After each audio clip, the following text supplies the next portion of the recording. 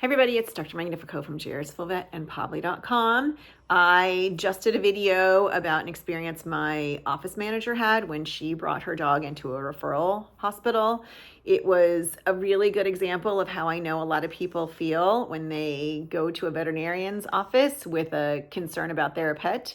They feel like they are either not being heard or they're not being given options that they can afford. And so often they're leaving with a broken heart, feeling like they failed their pet, they failed to get the pet the answers and the meaningful care that they needed, or they had to make decisions based on finances and they feel like they failed their pet in that department.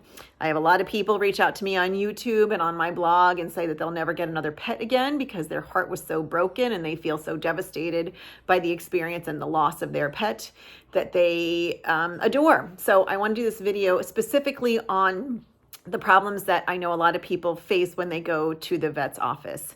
One, it's very important to feel like you're being heard and you're being listened to. So approach everything in that manner. Approach everything in, this is how much my pet means to me. Reinforce that your pet is a part of your family and that you care desperately about them and you're trying to get them the help that they need. We should always be keeping that as our focus. Our focus is that pet and maintaining the health and happiness of that pet. Everybody involved has that as their goal. And sometimes we need to just restate it. Take a step back and say, let's remember why we're all here. Every single veterinarian went to vet school because they love pets. That's the reality, all of us small animal people. From there, we take a very stepwise approach. Start with a good physical exam. Your veterinarian should be taking a history from you. It should be open and honest. Make sure there's a very good, thorough physical exam being done. After that physical exam is done, you should ask for the findings. Ask for and write down the findings. Say to your veterinarian, what was abnormal on the physical exam, or what did you find on the physical exam that you're worried about? Sometimes it's elevated heart rate. Sometimes it's a fever. Sometimes it's pain somewhere. All of that should be documented down. They're documenting it and you should be documenting it. List all of the abnormalities on the physical exam. Next, they should give you a differential diagnosis. So they should say, okay, we've got pain in this knee. I'm worried that it's a cruciate. That is the first thing that your veterinarian is thinking in their head. We're thinking about differential diagnoses. You should ask for that. You should then be given an itemized estimate. That itemized estimate should have all of the diagnostics that they want to do and why. You should be given it in paper form, and they should be able to go over it with you with scrutiny. So you should be able to go through every single line item on that estimate with them and explain why they want to do it and why it costs what it's costing. And then you should ask if it's something that you can wait and have done somewhere else, and it will probably be cheaper. Maybe you don't need to have all of the x-rays done or the whole full blood work done. Maybe you only need a couple of key pieces of the blood work done. And then you should write that down. You can then ask that veterinarian, what is based on your physical exam, based on your differential diagnosis, what is the most important diagnostic tool that you would like to run next?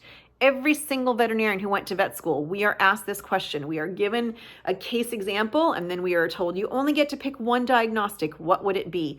There's an answer for that, and then there's a cost associated with that. So that's a very, very key piece of information and a really good way for you to leverage your financial investment in the diagnostic phase so that you can afford the treatment phase.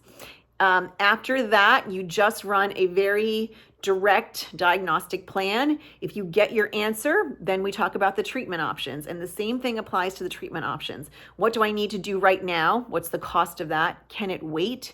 Can I be referred to my veterinarian for it? Is it something that I can postpone until I have the funds to do it?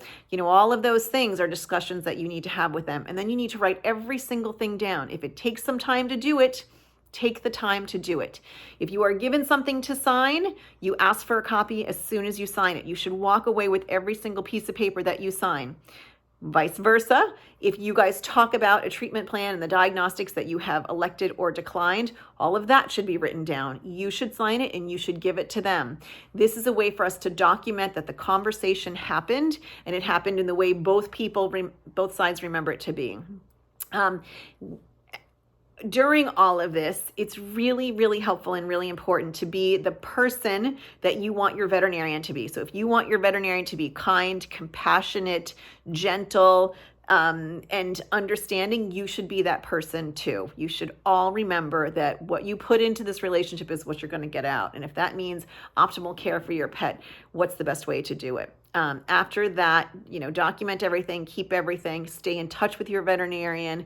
Don't let the cost escalate to a point where you only have one decision that you can make, which is euthanasia, because that's where these hearts get broken. And then ask for help.